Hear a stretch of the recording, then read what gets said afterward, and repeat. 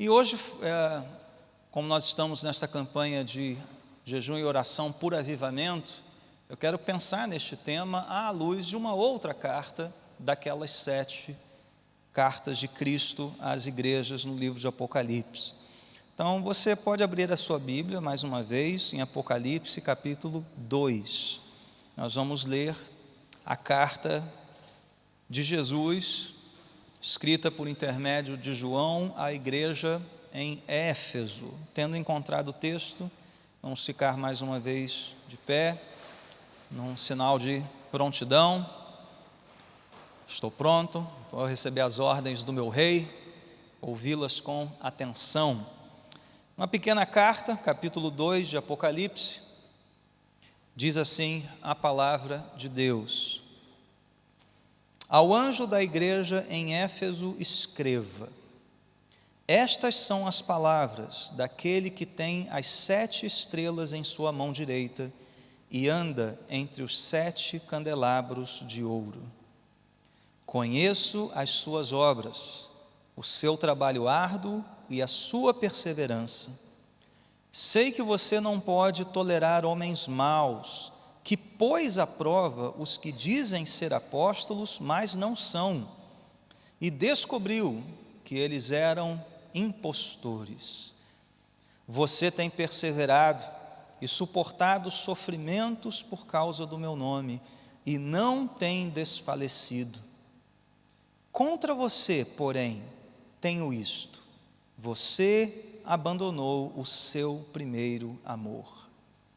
Lembre-se de onde caiu, arrependa-se e pratique as obras que praticava no princípio. Se não se arrepender, virei a você e tirarei seu candelabro do lugar dele.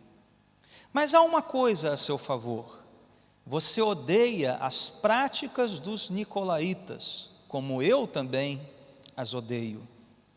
Aquele que tem ouvidos, ouça o que o Espírito diz às igrejas. Ao vencedor darei o direito de comer da árvore da vida que está no paraíso de Deus. Palavra do nosso Senhor. Oremos mais uma vez. Pai Santo, nosso coração treme diante dessas palavras.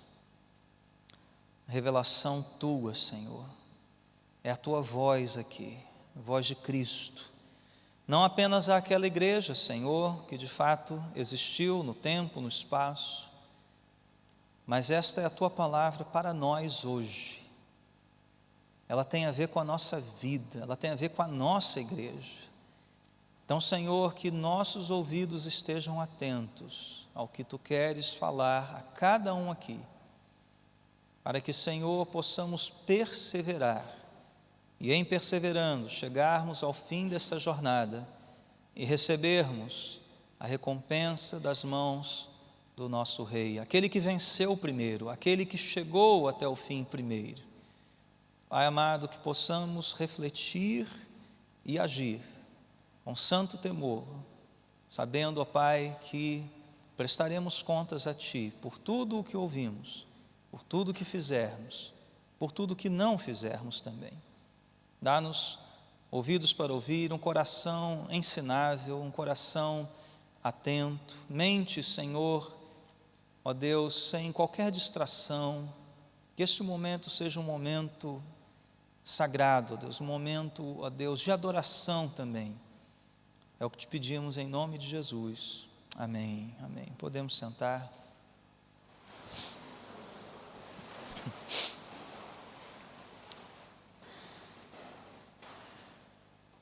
No ano de 1887, um pastor chamado Henry e a sua esposa Grace, eles fundaram uma pequena igreja numa sala de aula na beira de uma estrada. Trabalho muito simples, né? Uma pequena comunidade de fé.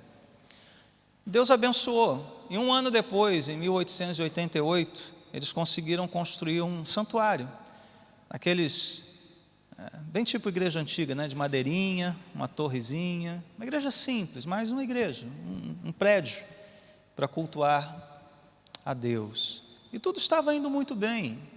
aquelas pessoas amavam Jesus, aquelas pessoas pregavam o Evangelho, cuidavam do seu trabalho, cuidavam da sua casa. Só que o tempo passou, e em 1957, ou seja, de 1888 a 1957, 2 gerações depois, mais ou menos, aquela igreja morreu. Hoje ela é um museu, onde você pode apreciar as fotos dos membros, muitos dos quais estão enterrados no cemitério que ficava atrás da igreja. Isso era algo comum, né, naquela época. E a pergunta é: como uma igreja morre? Como é que uma igreja pode morrer, fechar as suas portas? Nós temos notícias hoje de igrejas sendo fechadas, mas por uma ação brutal, por uma ação covarde, uma ação de poder que intimida, poder que destrói, poder que mata. As igrejas do Oriente Médio estão sofrendo isso. Não é esse tipo de morte que nós estamos falando. A história mostra esse tipo de morte, mostra o avanço, por exemplo, do islamismo no século VII, dizimando populações de cristãos, e até hoje os cristãos não conseguiram plantar novamente um cristianismo vigoroso, ou pelo menos em termos numéricos ou de influência, exatamente nessa região hoje dominada pelo islamismo. Não é desse tipo de morte que nós estamos falando. Nós estamos falando talvez de um tipo muito pior, talvez, né, que é um tipo de morte que faz o nosso coração gemer e chorar, porque nada aconteceu, nenhuma perseguição, nenhuma força de um Estado totalitário ou de um grupo inimigo fez com que aquela igreja fechasse. Segundo a pessoa que está apresentando esse relato para nós, o que houve naquela igreja, segundo ele, não temos isso registrado, evidentemente, o que ocorreu foi uma crise entre aqueles que eram responsáveis por passar a chama do Evangelho, a tocha do Evangelho para as próximas gerações, principalmente os homens. Não investiram em outros homens. Na realidade, não amaram a próxima geração, a ponto de compartilhar não apenas a mensagem do Evangelho, mas esta noção de que nós somos o corpo de Cristo aqui, nós somos família de Deus, e nós somos parte de algo que Deus está fazendo no mundo. E aí a grande lição é: uma igreja pode morrer, como neste caso aqui, desta igreja, quando uma geração deixa de se importar com a próxima. Se nós não nos importarmos com a próxima geração não vai se importar com nada. A verdade é essa. Mas essa não é a única maneira como uma igreja pode chegar a este fim. O que pode levar uma igreja a esta morte então terrível e que faz o nosso coração chorar? O que nós temos diante de nós nessa carta é um tremendo alerta para todas as épocas, para todas as igrejas, em qualquer lugar da face da terra, inclusive para nós aqui hoje. Nós temos aqui um alerta, e um alerta a respeito de algo que pode matar a nossa fé, sufocar a nossa fé, e que sempre foi um perigo ao longo da história da igreja. E o que é isso? É um esfriamento espiritual, uma distorção, um desequilíbrio entre a verdade, a doutrina, a ortodoxia correta e o amor, a chama do amor, que deve ser a marca distintiva da igreja, segundo palavras do próprio Senhor Jesus. Quando há um desequilíbrio entre essas coisas, e esta igreja começa a esfriar no amor, a desconsiderar o ato de amar, a ação sacrificial do amor, ela começa a morrer, ela começa a definhar, ela começa a perder o seu alvo, o seu propósito, e sim, pasmem, ela pode chegar ao fim.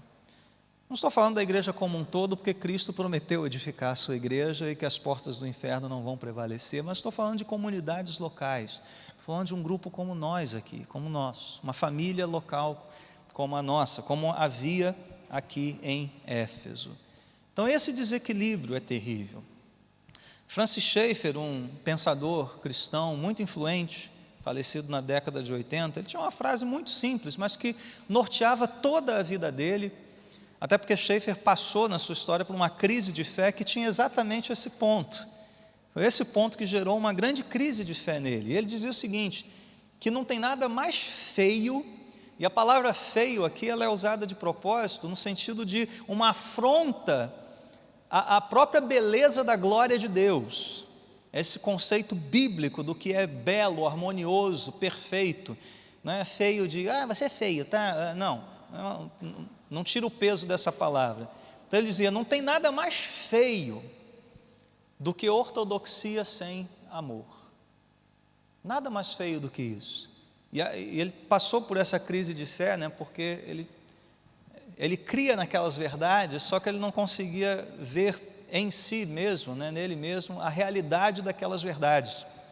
E ele entrou em crise, ele reexaminou as verdades todas, até que o Espírito Santo foi misericordioso com ele, e ele quase que gritou um eureka, né, no melhor estilo Arquimedes, né, que gritou, né? Eureka, descobri, né, descobriu, é verdade. E dizem os historiadores que ele mudou radicalmente depois disso, né?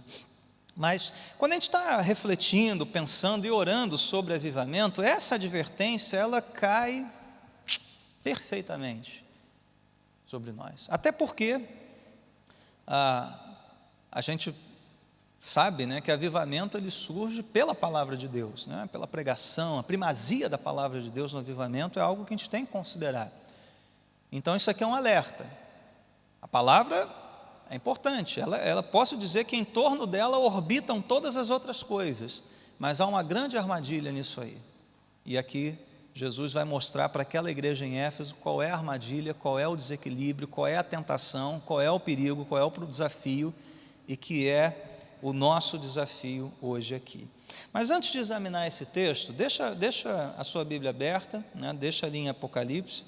Eu quero, já que eu contei a história da igreja do pastor Henry e da Grace, eu não sei o nome da igreja não, até porque não nos é dado isso.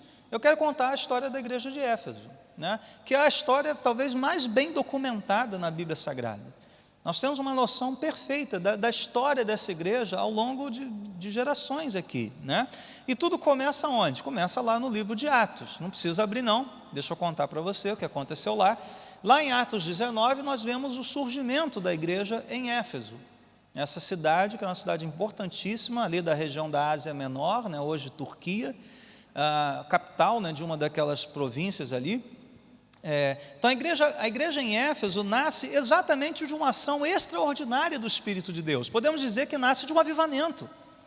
Paulo chega lá, encontra um grupo de discípulos e pergunta, né, vocês receberam o Espírito Santo? A gente nem ouviu falar desse negócio. O que é isso? Né? Vocês são discípulos de quem?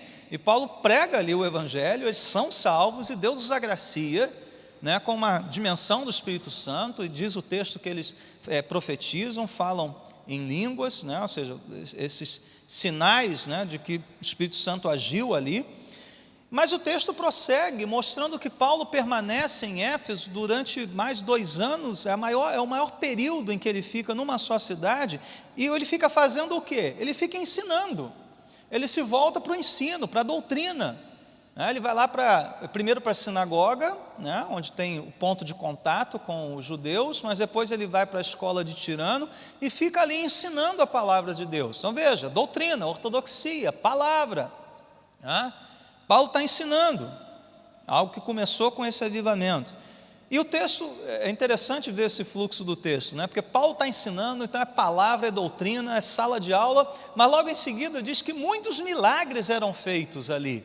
E de uma maneira que é muito deturpada hoje, né? Diz que até os lenços, né, os panos de Paulo curavam os enfermos, né? Então aquela advertência de experiência, não tente fazer isso em casa. A descrição daquele fato não é norma para a igreja hoje. Então, esse negócio de paninho e coisinha e toalhinha e negocinho que faz um monte de coisa, isso é bobagem, isso é uma má interpretação do texto bíblico. Mas mostra que isso aconteceu lá em Éfeso e só lá, né? A gente não tem outro relato dessas coisas a partir de então. O texto prossegue falando sobre o grande número de convertidos e sobre como esses convertidos, eles de fato romperam com a sua vida passada, chegando ao ponto de queimar os livros de feitiçaria, né, de magia, aquela porcariada toda que só servia para fazer fogueira mesmo, né? E que fogueirão foi? Né? Foi uma bela fogueira daqueles livros e livros valiosos, né? O texto mostra que aquilo tinha um valor, mas eles se converteram a Cristo, não podiam mais ficar com aquilo em mãos, eles se desfizeram daquilo. E o texto ainda prossegue mostrando que a pregação de Paulo, o ensino de Paulo e o que Deus estava fazendo naquela cidade gerou uma tremenda confusão. Claro, você confronta o quê? O mundanismo, o paganismo, né, daquela cidade. Então os comerciantes da cidade que viviam de vender as imagenzinhas de Diana ou de Ártemis, né, é o mesmo nome, que era a grande deusa dos Efésios, eles ficaram agora, né, perderam seus recursos, porque ninguém comprava mais as imagenzinhas, porque agora eles eram convertidos, né? Então aquilo gerou um grande tumulto naquela igreja, a gente vê lá o relato em Atos. Isso aconteceu lá pelos anos 53, 54 até 56, 57, esse período que Paulo evangeliza, ensina na cidade, nesse período. Então vamos colocar 57, né, da era cristã. Cerca de 3 anos depois, mais ou menos na década de 60, início da década de 60, Paulo escreve a carta aos Efésios, né, que é uma carta circular, uma carta que percorreu aquela região, mas também a cidade de Éfeso e a igreja lá em Éfeso, né? E nessa carta nós vemos a preocupação de Paulo com a instrução exatamente sobre esses pontos, a verdade, a importância da verdade, mas também o amor que eles deveriam ter uns com os outros, né? Eu vou abrir aqui, mas se você quiser me acompanhar, a gente vai ler alguns textos lá em Efésios, só para mostrar biblicamente isso, né? São 3 passagenzinhas rápidas, né? Primeiro, Paulo reconhece o amor naquela igreja. Ele reconhece que Éfeso era uma igreja amorosa aqui. Capítulo 1, verso 15, ele diz assim: por essa razão, desde que ouvi falar da fé que vocês têm no Senhor Jesus e do amor que demonstram para com todos os santos, ou seja, a fé e amor, né? É o que nós cantamos, a fé e o amor estão alicerçadas, né, estão firmadas no Senhor. Paulo reconhece o amor como uma marca daquela igreja.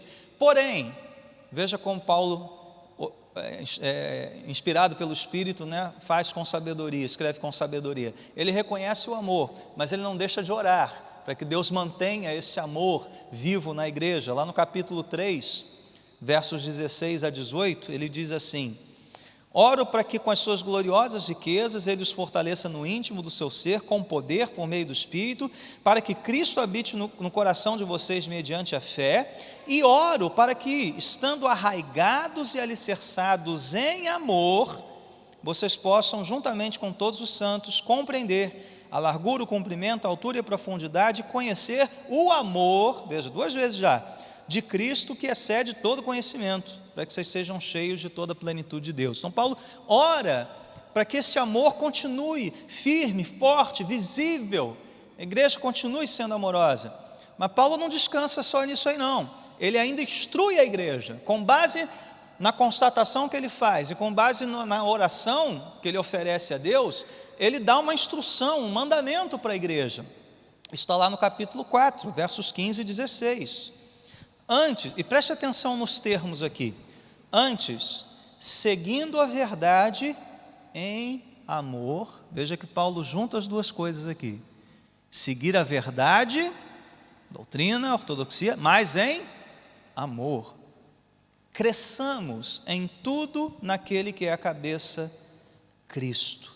Dele todo o corpo ajustado e unido pelo auxílio de todas as juntas, cresce e edifica-se a si mesmo em amor, na medida que cada um realiza a sua função.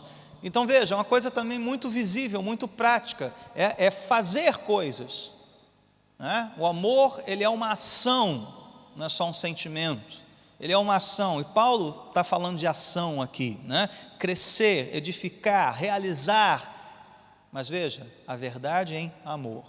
Então, tendo isso em mente, nós vamos caminhar um pouquinho mais para frente no tempo, né? Nós estamos aqui no ano 60, mais ou menos. Quando a gente chega no ano 62, nós temos a carta de Paulo a Timóteo, e Timóteo está indo para onde? Para Éfeso, exatamente para Éfeso, né? O que Timóteo foi fazer em Éfeso? Abre lá em 1 Timóteo então, estou contando a história da igreja, né?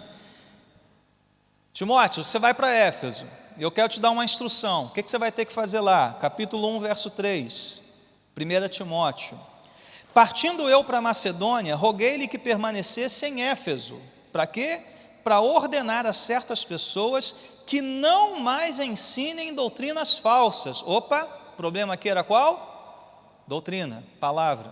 Alguém estava pervertendo o evangelho, pregando uma outra coisa, né? Então, Timóteo, vai dar um jeito nisso. Tem que silenciar essas pessoas, eles estão pregando mentira. Verso 4, e que deixem de dar atenção a mitos, genealogias intermináveis, que causam controvérsias, em vez de promoverem a obra de Deus que é pela fé. Agora veja a sabedoria de Paulo aqui no verso 5. O objetivo dessa instrução, ou seja, o objetivo de Timóteo lá, instruir, silenciar a mentira, pregar a verdade, qual é o objetivo? É só que o povo cresça no conhecimento da verdade?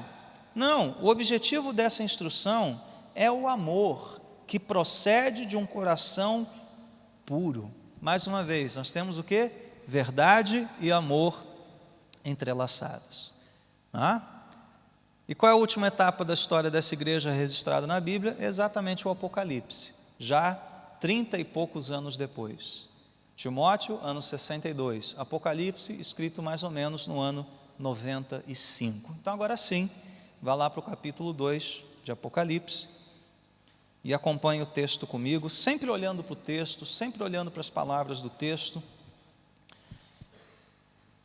Éfeso, então, sobreviveu aí uma geração, né? Depois de Timóteo, depois de Paulo. Nós estamos aqui exatamente na geração seguinte, 30 e poucos anos depois. E a pergunta é, considerando toda essa história de Éfeso, como ela surgiu, como Paulo escreveu, como Paulo ordenou Timóteo a arrumar a casa, você vê que a verdade em amor está em todas essas instruções. Nós chegamos ao ano 95, Jesus fala à igreja de Éfeso, e a pergunta é, como é que está essa igreja? Será que ela guardou aquelas lições? Será que ela compreendeu as advertências, os perigos? Será que a instrução de Timóteo foi ouvida e o objetivo foi alcançado? Resposta, mais ou menos. Parece que eles só ouviram metade da conversa. Parece que eles só ouviram metade da instrução. Por quê? Porque o retrato da igreja de Éfeso é firme na verdade e esquecida do amor. Verdade está lá em cima. Firme na verdade. Nós somos ortodoxos. E o amor, esquecido. Esfriado, varrido para um cantinho. Olha o perigo aí. Olha o engano. Isso mata a igreja. Isso mata a igreja. Sabe por quê? Porque Jesus falou que mata a igreja. O próprio Senhor está dizendo isso para nós. Mas vamos olhar o texto aqui. Então, Jesus ordena que João escreva essa carta, elogiando a igreja, por um lado, elogiando em relação à sua postura na defesa da verdade, a defesa da fé, mas traz esta séria advertência sobre o coração da igreja em Éfeso. Isso, para pensar sobre avivamento, é fundamental, viu, gente? Fundamental.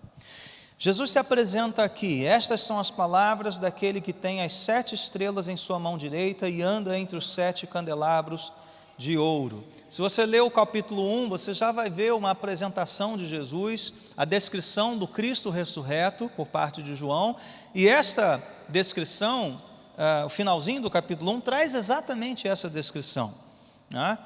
quando Jesus revela para João o mistério das 7 estrelas e o mistério dos 7 candelabros, né? Esse simbolismo típico do livro de Apocalipse. Mas aqui não tem o que especular. Jesus já disse, olha aqui, João, vou revelar para você. As 7 estrelas são os anjos das 7 igrejas, normalmente identificada com a liderança das igrejas. E os 7 candelabros são as 7 igrejas. Esse é o finalzinho do capítulo 1. Então, o que Cristo está dizendo para a igreja de Éfeso é o seguinte: olha, eu sou aquele que tem a igreja em minhas mãos. Sou eu quem edifico a igreja. As estrelas, as lideranças estão nas minhas mãos. E eu ando entre os candelabros, ou seja, eu estou no meio da igreja. Eu sondo a igreja me pertence.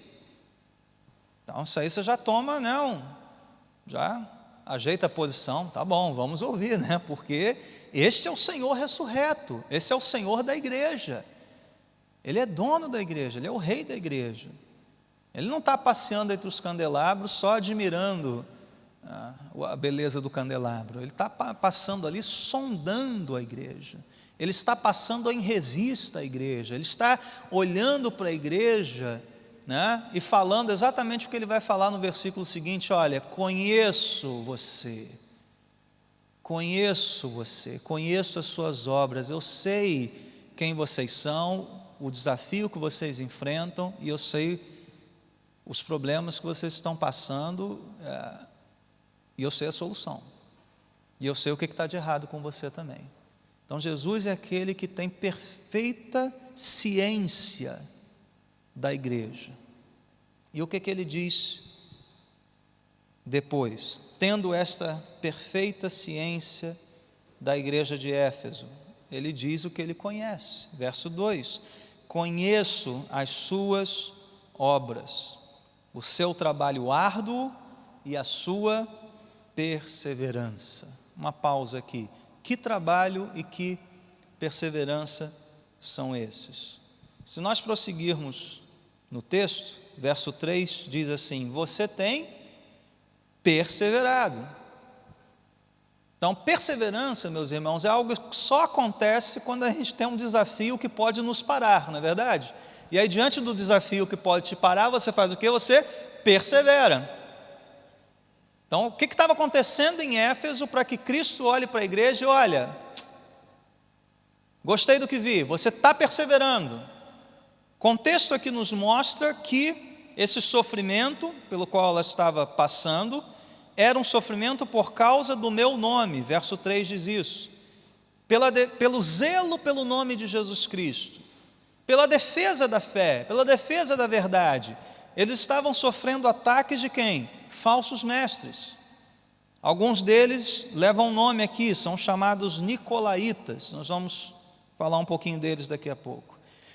Então veja, se você olhar para a história da igreja de Éfeso, né, lá quando Timóteo foi comissionado a ir para Éfeso, qual foi o problema que Paulo chamou para ele resolver? Timóteo, perigo na igreja, falso ensino, falsa doutrina, está pervertendo o evangelho, vai tirar crente da igreja.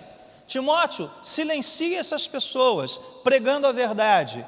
Mas Timóteo, o objetivo disso tudo é um coração piedoso, um coração cheio do amor por Deus, em primeiro lugar. E não é que o perigo, 30 e poucos anos depois, estava aqui atingindo em cheio a porta das igrejas? A instrução não foi sem propósito. A igreja estava sofrendo, mas estava perseverando em meio a um ambiente de mentira, de falsidade, de falsos ensinos, de falsos profetas. E isso dá trabalho, né, meus irmãos? Esse trabalho aqui da igreja de Éfeso, esse trabalho que eles estão tendo é exatamente o quê? O trabalho do confronto, o trabalho dessa luta terrível da verdade contra a mentira, da defesa da verdade contra as vãs filosofias, né, os falsos evangelhos.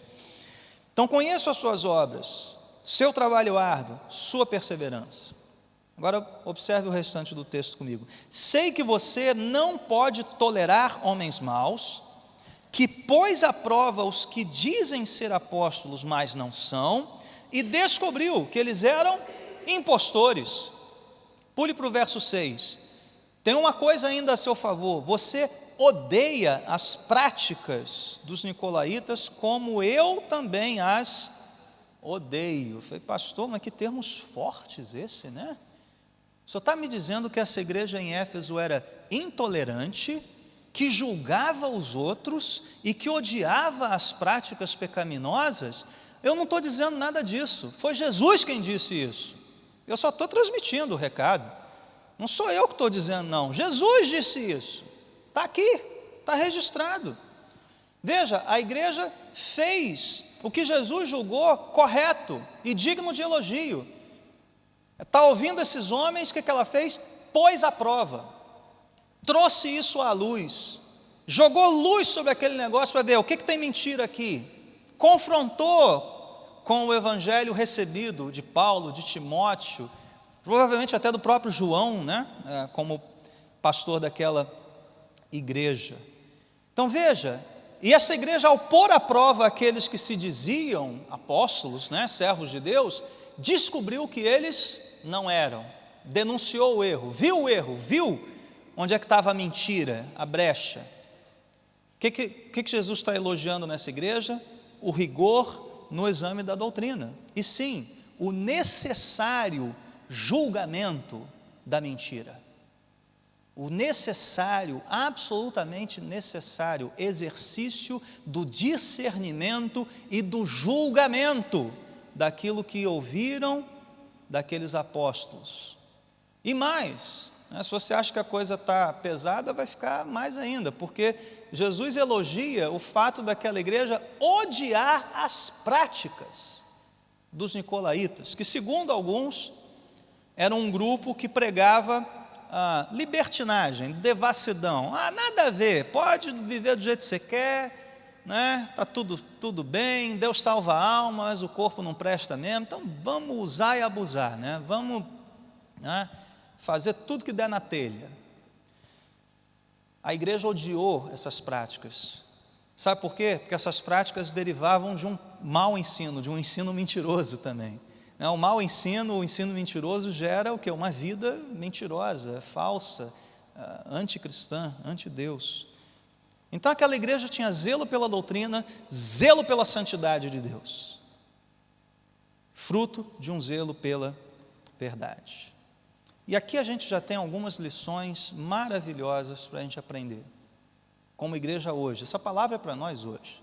Primeiro, quando a gente olha a história da igreja, de toda a igreja cristã, sem querer ser muito reducionista nisso, né, muito sintético, a gente vê que é uma história de luta pela verdade. Na Bíblia mesmo a gente vê isso. Mesmo João que escreveu o Apocalipse, na sua segunda carta, ele chega a instruir a igreja a fazer o seguinte: olha, não receba em casa os que pregam falsos ensinos. Paulo, no final da carta aos Romanos, ele instrui a igreja a se afastar, a rejeitar, a julgar aqueles que promovem divisões dentro da igreja e cujo Deus é o próprio ventre. Então veja, a Bíblia de alguma forma é sectária, divide, julga, sim.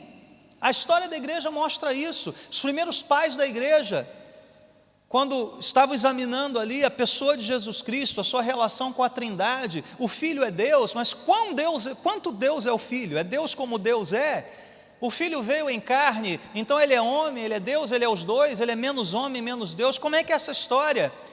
E a igreja se preocupou e lutou e derramou sangue, tinta e suor para defender a verdade de que Jesus Cristo é Deus como o Pai é Deus, como o Espírito é Deus, e Jesus Cristo é perfeitamente Deus, perfeitamente homem, e isso durou muitos séculos, muito encontro, muita controvérsia, muita briga, zelo pela verdade. Por quê? Porque qualquer mentira nesses pontos comprometem a segurança da nossa salvação. Você pode estar confiando a sua vida a um Jesus falso, porque só Jesus salva, não é verdade? Mas só esse Jesus da Bíblia salva, qualquer outro é um Jesus mentiroso. Se você deposita sua confiança num Jesus mentiroso, um Jesus fake, sua salvação está comprometida. Isso é muito sério. Os pais da igreja entenderam isso, os reformadores entenderam isso, A luta pela verdade contra um sistema medieval que escravizava o homem, que dizia que salvação era pelas obras, pela penitência, pelo sacramento, pelas festas. Não! E se tiver que romper com tudo isso, vamos romper em nome da verdade. Lutero não fez isso? Lutero fez isso. Então, meus irmãos, quando a igreja se coloca naquela posição, não, eu não vou julgar você porque você tem esse pensamento, isso não é humildade não, isso é covardia, isso é omissão. E a gente vive num tempo, né, que você tem que ser politicamente correto, né? Não, quem sou eu para julgar você? Eu vou dizer quem é você é um mordomo da verdade. Não vou dizer que você é dono da verdade, porque o dono da verdade é a própria verdade, o Cristo, a verdade encarnada. Mas você é um mordomo da verdade. Está aqui, Deus inspirou a Bíblia para você ler a Bíblia, estudar a Bíblia, guardar a Bíblia no seu coração, para quê? Para você confrontar o erro. Não vem com essa história, o espírito chega para você e começa, não, a reencarnação, o karma, e não sei mais o que. Tudo bem, olha, eu não vou julgar você, sabe, mas isso é covardia. Isso não é humildade, né? Tolerância. Não é isso não, isso é errado. A gente está criando uma geração frouxa nisso. Não caia na armadilha do politicamente correto, de você não poder ofender, de você não poder dizer que o outro está errado. Nós fomos trazidos para um mundo, né, que prega uma certa tolerância, entre aspas. O pastor D.A. Carson tem um livro só sobre esse assunto, você pode pegar e ler, né? É a intolerância da tolerância. Que antigamente tolerar era o quê? Você admitir, reconhecer as diferenças, permitir que fale, mas firmar a sua posição. Olha, eu sou contra, com toda delicadeza, né? Todo carinho. Hoje, tolerância é você admitir que tudo é verdade, tudo vale, está tudo certo. Isso não é tolerância. Isso é um engano. Isso é um erro. Essa nova tolerância é um engano. É a era do politicamente correto. Você não pode ofender ninguém. Você não pode dizer que a crença é errada. Você não pode dizer que a cultura é anticristã. Ofende a Deus, ofende a glória de Deus. Não, peraí, está pegando pesado. Jesus é o único caminho. Não, peraí, não é bem assim. E a igreja cai na armadilha, não, mas quem sou eu para julgar você? Poxa, eu não sou nada, né? Você não é humilde não, você está sendo covarde. Você está sendo covarde. Uma outra coisa que a gente tem que entender, meus irmãos, a Bíblia é a verdade. O cristianismo é verdadeiro, não é apenas mais um caminho, não é aquilo que eu sinto ser correto, ele é objetivamente verdadeiro. E ele é verdadeiro, esta verdade da Escritura não é apenas a verdade para a sua salvação espiritual ou para o seu coração piedoso. Esta é a verdade de Deus para toda a sua vida, para todas as áreas da sua vida. Porque se qualquer área da sua vida for deixada à sua autonomia, ao seu bel prazer, sabe o que vai acontecer? Essa carnalidade gerada aqui vai se revoltar contra a graça de Deus e vai canibalizar a graça de Deus. Nenhuma área da sua vida pode estar fora do senhorio de Jesus Cristo. A Bíblia é a verdade para toda a realidade deste mundo, toda a realidade política, a realidade artística, a realidade filosófica, a realidade familiar, toda a realidade. Quando abrimos a Bíblia, não estamos falando apenas de sentimentos religiosos, do que sentimos ser algo assim um pouquinho mais elevado. Não, esta é a verdade objetiva de Deus para nossas vidas, para todas as áreas da nossa vida. Então, meus irmãos, defender esta verdade é uma questão de vida ou morte. E quem não a defende é omisso e é covarde, não é humilde e não é tolerante, não. E Éfeso estava fazendo isso, Jesus elogiou isso. Porém, Éfeso se esqueceu do outro lado da moeda. Defendeu tanto a verdade, zelou tanto pela verdade, que talvez tenha confundido o ódio pela mentira e o ódio pelo pecado com o ódio pelo que mente e o ódio pelo pecador. E a igreja entrou numa espiral descendente. O que Jesus diz? Verso 4, contra você. contra você tenho isso, você abandonou o seu primeiro amor. O que quer dizer o primeiro amor? Essa expressão não é definida aqui por João, e muita coisa já foi dita sobre ela, né? Primeiro amor é o amor do novo convertido, né? Aquele que descobriu Jesus, a igreja. Eu não concordo muito com isso não, pelo seguinte, porque amor na Bíblia está sempre associado a uma expressão madura de fé. Quanto mais você amadurece na sua fé, mais você amadurece no seu amor. E o novo convertido é uma pessoa absolutamente imatura. Ele precisa de leitinho, ele precisa de crescimento, ele precisa de mentoria. Ele não sabe amar ainda de maneira madura. Então, talvez não seja isso que João quer dizer aqui. Então, o que seria esse primeiro amor, né? Então, um dos comentários que eu li, ele faz uma pequena apreciação disso, dizendo o seguinte, que a falha dos Efésios, o problema aqui da igreja de Éfeso, foi a perda de amor pelo próximo. Em que sentido? O ódio pela prática dos que erram tornou-se o ódio pelos que erram. Eles confundiram as coisas. Odeio a prática dos nicolaítas, mas acabaram odiando os próprios nicolaítas a ponto de, né, já mandarem eles para o inferno antes de Deus executar isso, né? Algo mais ou menos assim. Com isso, o que eles fizeram, diz o comentário? Os efésios deturparam a sua maior virtude, que era o zelo pela verdade. Ou seja, zelando pela verdade, eles não foram amorosos, eles acabaram deturpando essa virtude. Porque zelo pela verdade só faz sentido à luz da Bíblia se nós tivermos um coração cheio do amor de Deus. Né? Aquela percepção de que aquele que mente, aquele que erra, o faz, não apenas por uma ignorância intelectual, mas porque é escravo deste mundo caído, é escravo do pecado, é escravo de Satanás. E, gente, se Cristo teve misericórdia de nós, que éramos assim, né? Este amor deve nos levar a desejar que essas pessoas também experimentem isso. E talvez os efésios tenham já determinado o destino eterno daquelas pessoas antes mesmo que o próprio Deus assim o fizesse. Se colocaram no lugar de Deus, no fim das contas, né? Então, o zelo pela verdade, eles se esqueceram daquelas instruções de Paulo, sigam a verdade em amor, só ouviram a primeira parte, né? Sigam a verdade, o amor foi deixado de lado.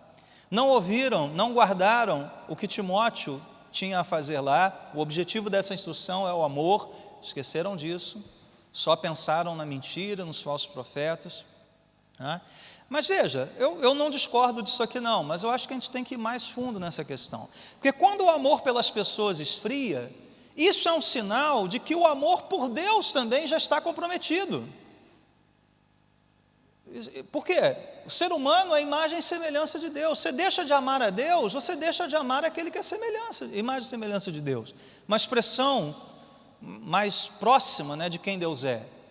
Então, o que os efésios, embora talvez isso seja correto, os efésios pecando nesse trato amoroso com aquele que erra, né, e talvez até dentro da própria igreja, né, aquela preocupação com vírgulas e coisinhas assim que acabavam comprometendo a relacionamento com a pessoa, eu vou mais além disso aí, eu vou dizer que o amor pelo próximo está comprometido porque o amor por Deus está comprometido.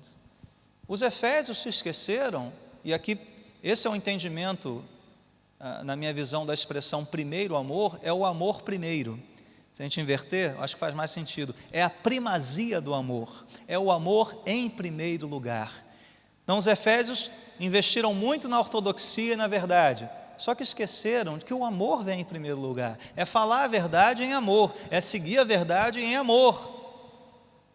A ponto de Jesus dizer, olha, isso é algo que pesa tanto contra você, que se você não se arrepender disso, o que Jesus diz?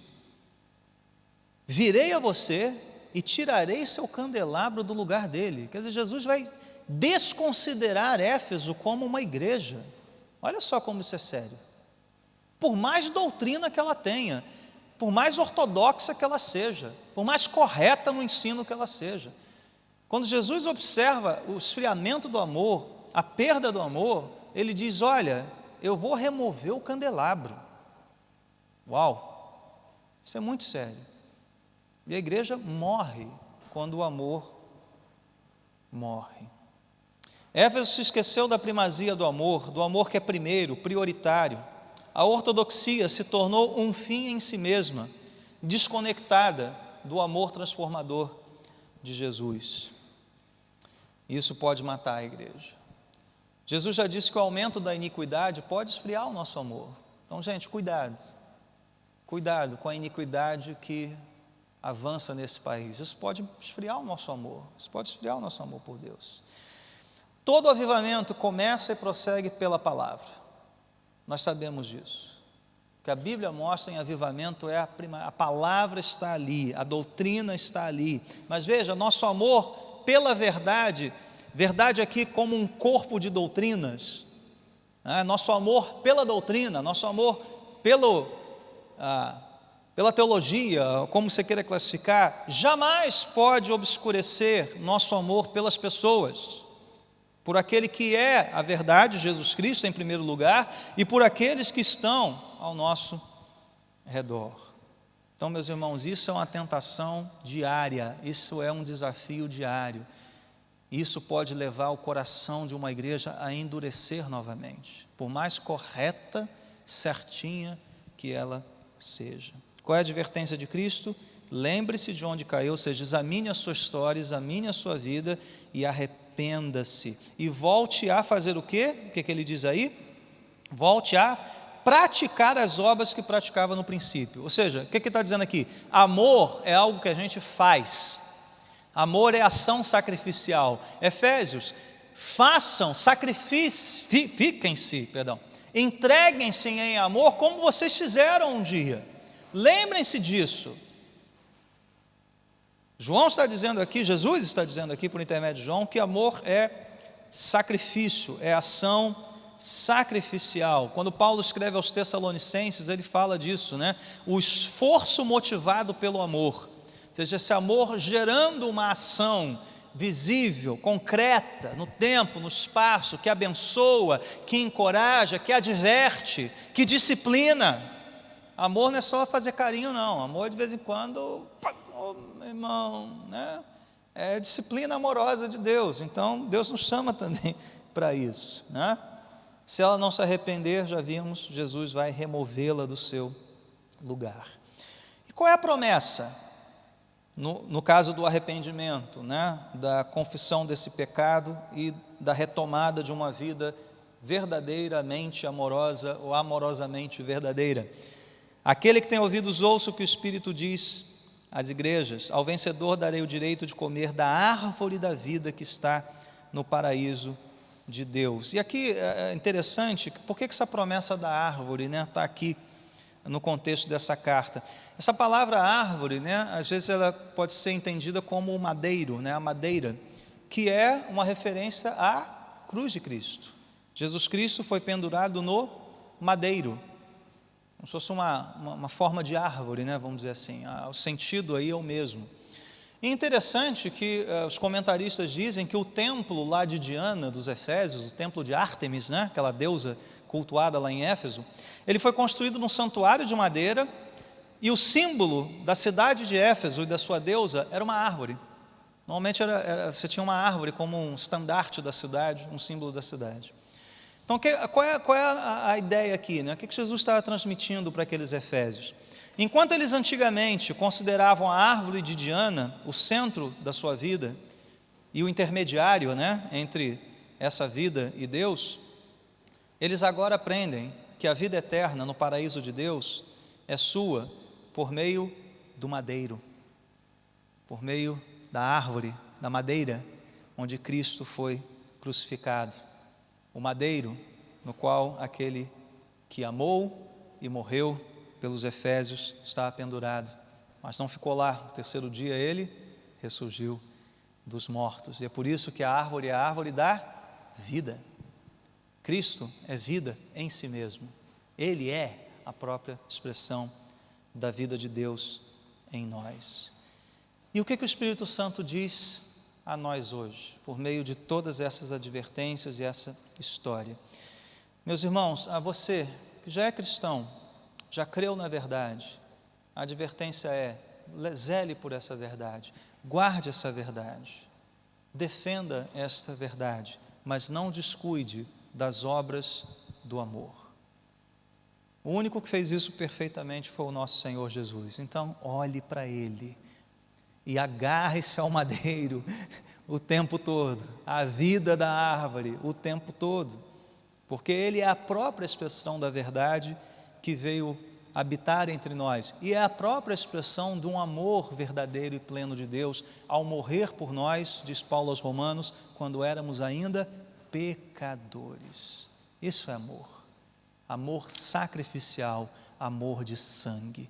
Então olhe para Cristo, confie em Cristo, saiba que a sua fé e o seu amor, a verdade da fé e a verdade do amor, estão firmados nele, e não na sua boa vontade, na sua nobreza de espírito, no seu intelecto, né? No seu desejo de caridade. Isso é firmado em Deus. Agora, talvez você esteja ouvindo uma mensagem da Bíblia pela primeira vez na sua vida, e o ponto para você é o seguinte: a Bíblia é a verdade, a única verdade, a única verdade. Talvez esse tempo todo você tenha vivido no mundo da mentira. Talvez bonito, aceitável, até te rendeu algumas coisas, bons dividendos. Talvez você não tenha uma vida, né, muito complicada, mas esta é a verdade de Deus, a única verdade. E se ela é toda a verdade de Deus para nós, e tudo que vemos ao nosso redor, inclusive você e eu, somos seres caídos, somos pecadores, não crer e não ouvir esta verdade é rebelar-se contra o Criador, é ofender a lei de Deus. Mas graças a Deus que Ele não fica nisso, né? Ele estende o quê? Aqueles que ofendem e se rebelam contra a sua lei: amor.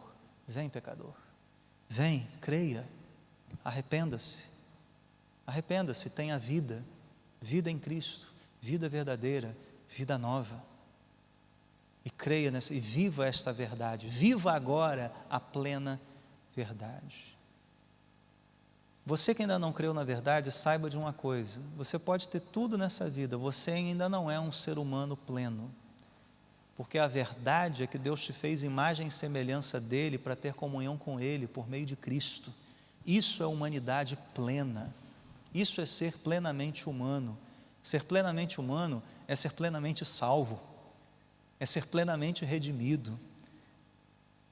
Então você pode estar tudo ali, tudo encaixadinho, bonitinho, ser até uma boa pessoa ali na região onde você mora, ser reconhecido por boas coisas, mas se você não se curvou a essa verdade, você ainda não é aquilo que Deus quer que você seja e deseja que você seja.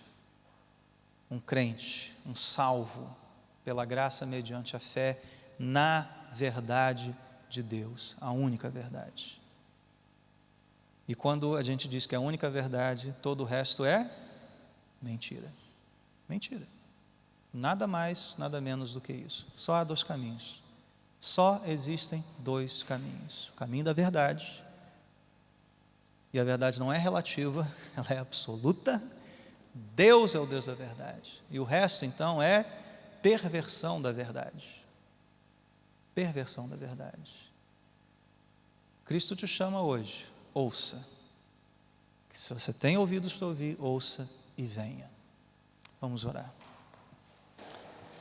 Amado Deus e Pai, nós somos gratos a Ti por essas solenes advertências, e ao orarmos por avivamento, Senhor, clamamos a Ti: Senhor, vivamos a verdade, creiamos na verdade, sejamos tomados por esta verdade, nossas mentes renovadas pela verdade, mas Senhor, nossos corações sejam aquecidos pelo amor, transbordantes de amor. Oh Deus, que nós possamos olhar para isso com atenção, e livra-nos, Senhor, de sermos uma igreja correta na doutrina, ortodoxa em cada ponto e vírgula. Livra-nos, ó Deus, de sermos crentes que saibam articular todas as categorias teológicas, filosóficas, mas um coração frio, vazio de amor. Livra-nos disso, Senhor. Mas livra-nos igualmente, ó Deus, de um amor descompromissado com a verdade. Livra-nos, Senhor, do sentimentalismo barato.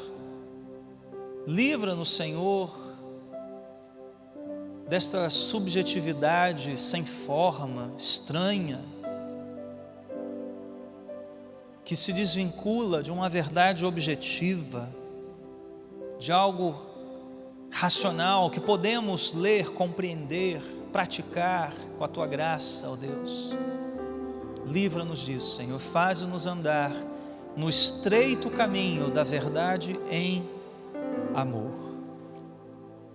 E, ó Deus, que esta verdade e este amor estejam também selados nos corações de cada um aqui, mas principalmente daquele que ainda não se rendeu a essa verdade e ainda não foi constrangido por esse amor, o amor da cruz. Opera, Senhor, salvação neste lugar, eu te peço. Oramos em nome do Senhor Jesus. Amém.